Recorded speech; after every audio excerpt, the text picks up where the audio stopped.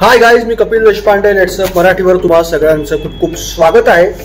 गेल्या बऱ्याच दिवसांपासून ज्या चित्रपटाची चर्चा होती तो पांघरूण, एक विलक्षण प्रेम कहाणी, हा महेश मांजरेकरांचा चित्रपट मी बघितला आणि खरं सांगतो, एक उत्तम सांगीतिक मैफिलीची जोड लाभलेला एक अप्रतिम सिनेमा, एक विलक्षण प्रेम कहाणी म्हणजे पांघरूण.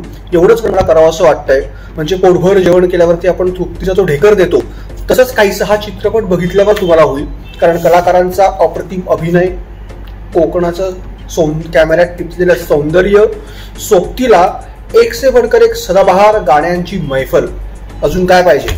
आणि त्याचबरोबर महेश मांजरेकरांचा मिडास टच लाभलेला पांघरूण बघणं म्हणजे चित्रपट रसिकांसाठी एक प्रकारची पर्वणीच ठरेल. मी जास्त या चित्रपटाबद्दल सांगणार नाही, कारण हा अनुभव तुम्ही मोठ्या पडद्यावर घ्या. चित्रपट नेमका कसा आहे हे मी तुम्हाला सांगेल. साहित्यिक बाबा बोरकर यांच्या लघुकथेवरून पांघरूण चित्रपटाची गोष्ट प्रेरित आहे आणि महेश मांजरेकरांनी त्यांच्या अनुभवा कौशल्याच्या जोरावर एक अप्रतिम प्रेम कहाणी चित्रपट रसिकांना देण्याचा प्रयत्न केलाय. स्वातंत्र्यपूर्व काळातील ही गोष्ट असून समाजातील त्या काळातील अनिष्ट रूढी, परंपरा, बालविवाह अशा अनेक महत्वाच्या गंभीर विषयांवरती या चित्रपटातून प्रकाश टाकण्याचा प्रयत्न महेश मांजरेकर यांनी केलाय. आणि कुठेतरी राहून राहून मला असं वाटतं की जेव्हा या सगळ्या गोष्टी मोठ्या पडद्यावरती आपण बघत असतो तेव्हा त्याची व्याप्ती, त्याच्या आड दडलेले दाहक वास्तव, त्याची भव्यता आणि एकूणच हृदयाला हात घालणारी कथा, डोळ्यात पाणी आणणारा कलाकारांचा अभिनय, या सगळ्या गोष्टी अशा रीतीने जुळवून आल्या आहेत ना की लाजवाब, फक्त बघत राहावंसं वाटतं. मला विशेषतः उल्लेख करावासा वाटेल गौरी इंगवलेचा. तिचा हा पहिलाच चित्रपट आहे आणि ज्या निरागसतेने तिने तिचा रोल लक्ष्मीच्या भूमिकेत ती दिसलीये, तो साकारलाय, तो खरंच लाजवाब. आणि यासाठी महेश मांजरेकरांना 100 पैकी 100 गुण की त्यांनी गौरीची निवड या चित्रपटासाठी केली. म्हणजे लक्ष्मी आणि अंतू गुरुजी अर्थातच अमोल बावडेकर यांच्यातला जो द्वंद्व आहे, यांच्यातला जी प्रेम कहाणी आहे, ते दोघं एकमेकांसमोर व्यक्त होऊ शकत नाही. बऱ्याचदा हे दोघं फक्त आपल्या नजरेने बोलतात. ते प्रसंग ज्या पद्धतीने चित्रित केले आहेत ते खरंच अप्रतिम आहेत. 60च्या दशकातील काळ, कोकणाचं उत्तम सौंदर्य या चित्रपटात उत्तमरित्या उभं करण्यात आलेलं आहे. महेश मांजरेकर यांचा खास टच असलेला हा सिनेमा, खरं तर हा जॉनर त्यांच्यासाठी नवीन नाही. अशा पद्धतीने त्यांचे चित्रपट जेव्हा जेव्हा आलेले आहेत त्यांनी प्रेक्षकांच्या मनावर गारूड घातलंय, प्रेक्षकांच्या काळजाला हात घातलाय. काकस्पर्श याचं उत्तम उदाहरण. काकस्पर्श पण अशीच एक वेगळी प्रेम कहाणी होती.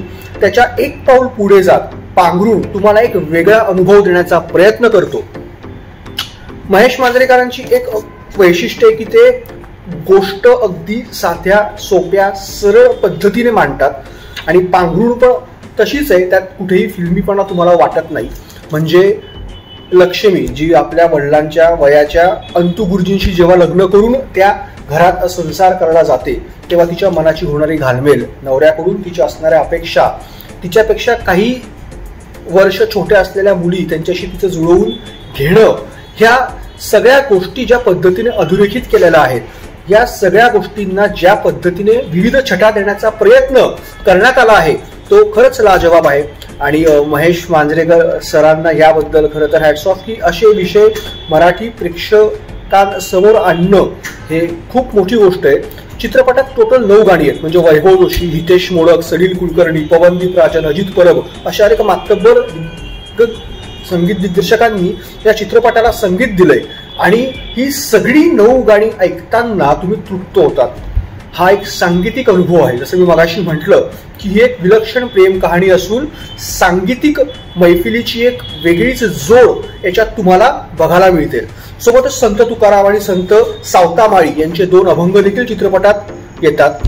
आणि खरं तर हे सगळं पडद्यावर बघताना, ऐकताना एक वेगळ्या विश्वात गेल्यासारखं तुम्हाला वाटतं.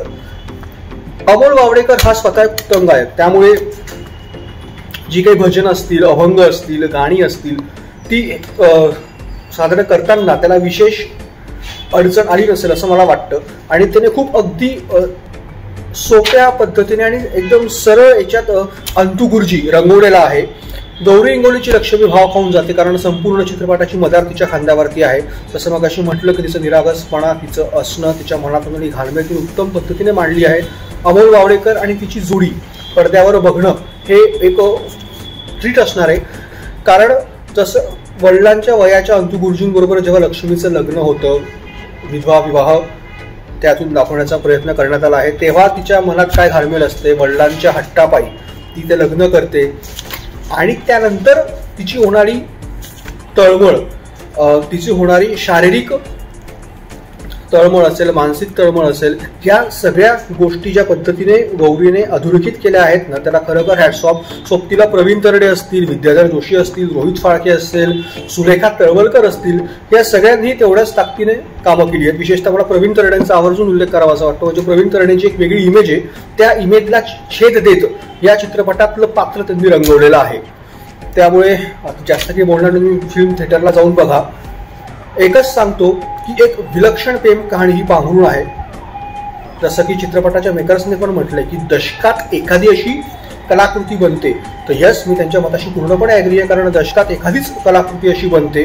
म्हणजे काकस्पर्श मी बघितला होता, त्यानंतर पांघरूण, महेश मांजरेकरांचा मिडास टच असलेला पांघरूण ही तुमच्यासाठी एक सांगीतिक पर्वणी असणार आहे. सोबतीला एक विलक्षण प्रेम कहाणी असणार आहे जी तुम्हाला अंतर्मुख करेल, विचार करायला भाग पाडेल, रडवेल. सोबतीला उत्तम गाण्यांची सांगीतिक मैफिलीची जोड अनुभवण्याचा एक उत्तम अनुभव देईल. सो या चित्रपटाला मी लेट्स अप मराठी कडून देतोय 4 स्टार. तुम्हाला आमचा व्हिडिओ कसा वाटला हे मला आवर्जून सांगा आणि जर व्हिडिओ आवडला असेल तर जास्तीत जास्त लाईक करा, सबस्क्राईब करा आणि हो, शेअर करा. Thank you so much.